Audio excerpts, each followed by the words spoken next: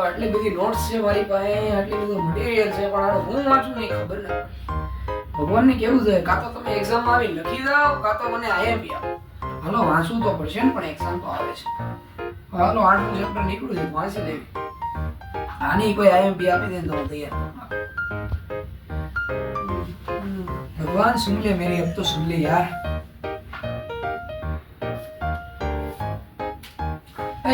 कहीं पढ़ू 8वां चैप्टर नहीं IMP, भगवान ने मेरी सुन ली. तुम्हारे IMP જોતી છે આ બાજુ આવો થોડા. જો ભાઈ ચેપ્ટર નંબર 8 આલ્ડીહાઇડ કીટોન અને કાર્બોક્સિલિક એસિડ 12 માર્ક્સ ની IMP ભગવાને મોકલી છે.